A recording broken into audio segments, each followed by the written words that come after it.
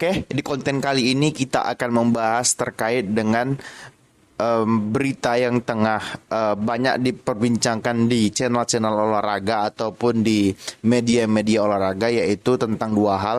Yang pertama, keributan Mbappe dengan PSG yang kemudian ditepis oleh 6 pemain PSG, dan juga masa lalu yang kelam dari seorang Dele Alli sehingga dia memutuskan untuk sempat memutuskan untuk pensiun di usia 24 tahun karena depresi dan juga masa lalu yang dialaminya. Oke, maka dari itu mari kita mulai.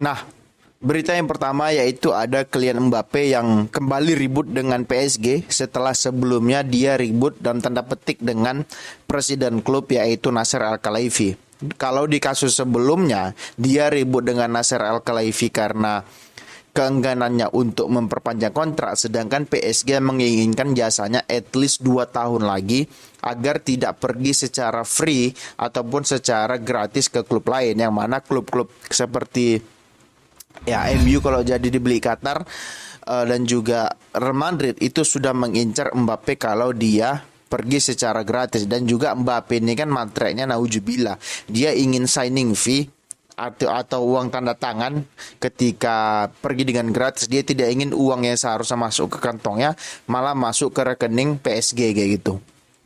Nah, pada kasus sebelumnya PSG Mbappe bilang bahwa si Al-Khelaifi, Nasser bilang bahwasanya take it or leave it gitu loh, ambil atau enggak, karena dia bilang kita tidak melepas pemain kita pergi secara gratis. Artinya dia tidak ingin pemain terbaiknya, which is Mbappe, pergi secara gratis, karena Mbappe juga sudah mengambil cukup banyak uang, bahkan bukan cukup banyak, bahkan sangat banyak uang diambil oleh Mbappe, mulai dari signing fee sampai salary ataupun gaji dia, dan juga otoritas yang diberikan PSG kepada Mbappe. Seperti misalkan, ini berita betul atau enggak aku nggak tahu, yang sudah berhembus di media ataupun di kalangan-kalangan pandit, bahwasanya Mbappe boleh memberikan memberikan rekomendasi pemain yang akan dibeli dan dijual kayak gitu. Artinya ya dia seperti direktur olahraga lah kayak gitu. Nah, maka dari itu Nasser bilang bahwasanya kalau kau Mbappe mau pergi ya nggak dengan gratis, musim ini kau harus pergi, kalau enggak kau harus memberikan perpanjangan kontrak. Kau harus mau memperpanjang kontrakmu di PSG agar kau tidak pergi secara gratis, begitu kata si Nasser Al-Khelaifi kayak gitu. Kemudian mungkin Mbappe gusar dan mungkin Mbappe kesal dengan pemberitaan itu. Ya dia kemudian bicara di media bahwasanya dia bilang internal PSG ini sedang ribut, sedang kacau, sedang terpecah belah, yang artinya ya secara pemain itu tidak akrab, secara pemain itu tidak ada chemistry, ataupun secara struktur organisasi si PSG-nya itu tidak berjalan dengan semestinya lah, tidak kompak lah kayak gitu. Kemudian hal tersebut ditepis oleh 6 pemain PSG yang tidak disebutkan namanya. Mereka mengatakan hal itu tidak benar karena secara tim mereka baik-baik saja, secara tim mereka harmonis, secara permainan juga mereka merasa mereka itu harmonis, yang artinya ya Mbappe juga kita nggak tahu yang mana yang benar, mungkin dua-duanya benar kayak gitu.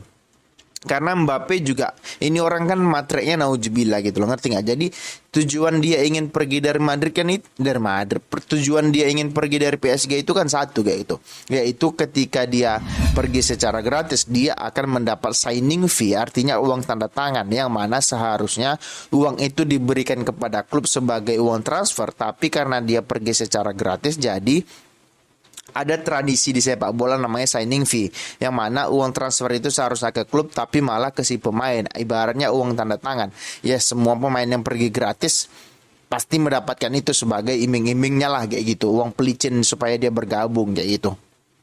Nah, itulah yang menjadi penyebab si Mbappe ini sangat tidak ingin memperpanjang kontrak di PSG. Kalaupun dia ingin memperpanjang kontrak di PSG ya tahun depan gitu loh, ngerti nggak? Artinya dia free transfer, PSG memberikan lagi signing fee kepada Mbappe gitu. Dan juga menurutku kalau Mbappe-nya juga sama-sama keras si PSG-nya keras, si Mbappe-nya keras, ya yang menang tetap yang menang tetap si Mbappe karena dia punya bargaining position. Dia sebagai pemain bintang, calon pemain top, bukan calon pemain top, malah sudah pemain top. Ya, PSG membutuhkan dia sebagai image klub, sebagai pendongkrak klub.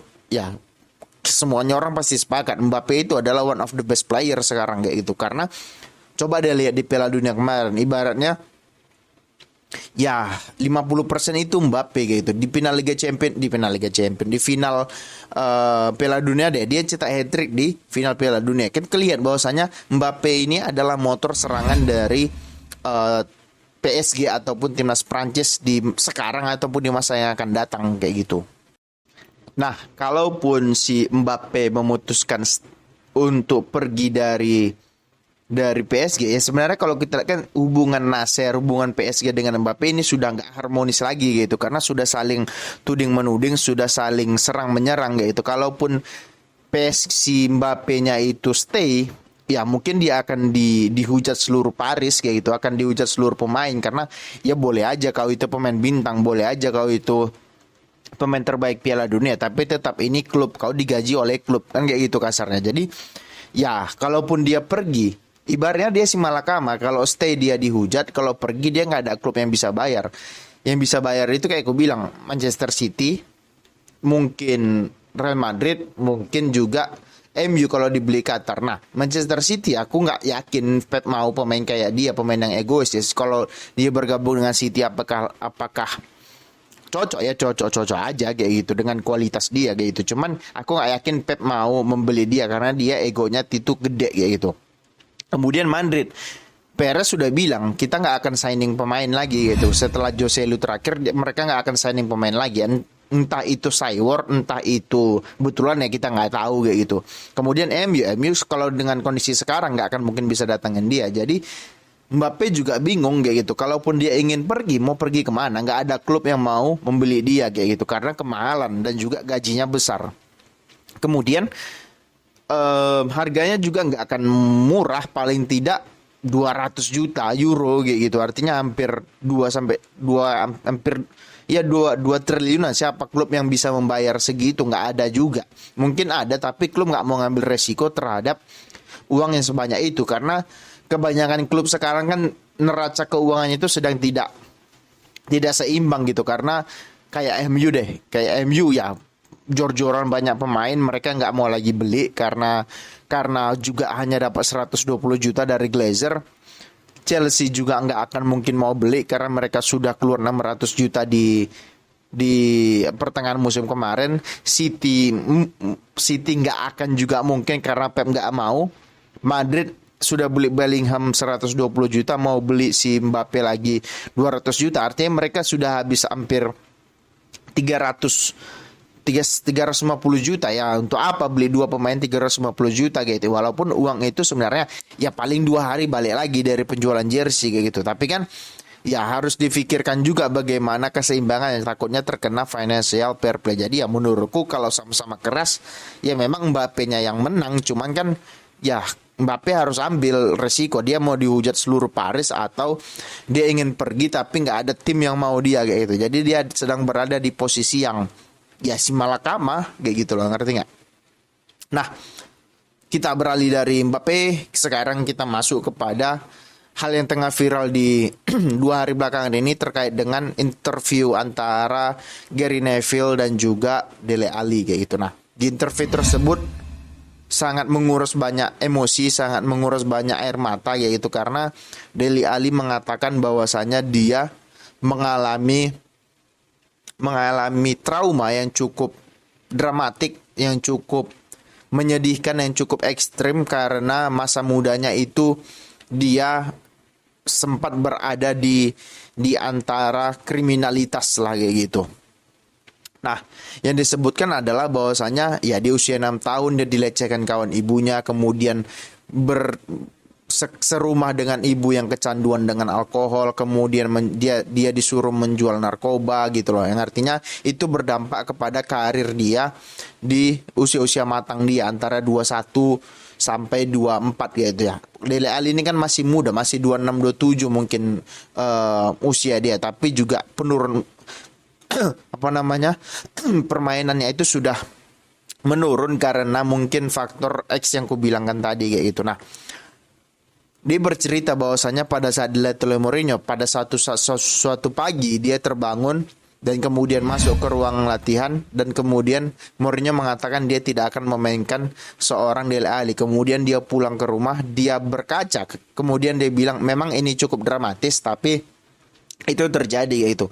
Dia bilang apakah aku harus pensiun di usia sekarang, which is di usia 24 tahun gitu ya. Seperti ya sebenarnya kasus-kasus kayak Dele Alli ini bukan kasus pertama sebenarnya di sepak bola. Banyak pesepak bola itu berasal dari keluarga ya sorry itu saya keluarga yang miskin, keluarga yang broken home, keluarga yang tidak ya ibaratnya tidak berada dalam keluarga yang normal lah kayak gitu. Karena kebanyakan pemain bola itu juga sekolahnya kan nggak selesai kayak gitu loh. Kalau kita mau track back terkait dengan penampilan dia ya menurutku Dele Alli salah satu pemain yang talented kayak gitu loh. Aku berpikir Dele Alli ini akan menjadi pemain besar gitu ya. Posisi dia kan yang sering dimainkan dia itu kan box to box ataupun di belakang striker kayak gitu. Cuman ya kembali lagi aku juga heran kenapa Dele Alli sebegitu merosotnya permainannya kayak gitu, sebegitu jeleknya permainannya. Aku nggak paham juga karena menurutku Dele Alli juga salah satu pemain yang akan bisa bersinar lah kayak gitu. Ya, ternyata setelah melakukan interview ini kita mengetahui bahwasanya ada hal di luar sepak bola yang kaitannya dengan psikologi dia yang mengganggu cara bermainnya ya. Bagaimanapun pesepak bola itu kan juga manusia, punya hati, punya perasaan, punya stres, punya bahagia, senang dan lain sebagainya. Artinya kalau sudah hatinya dan pikirannya itu sudah tidak lagi bahagia ya akan tertuang di lapangan. Tapi coba kalau dia bahagia dengan apa yang dilakukan, bahagia dengan pasangannya, bahagia dengan lingkungannya, pasti dia merasa nyaman bermain, dia merasa nyaman untuk melanjutkan karirnya. Nah, itulah yang terjadi sama Dele Alli kayak gitu.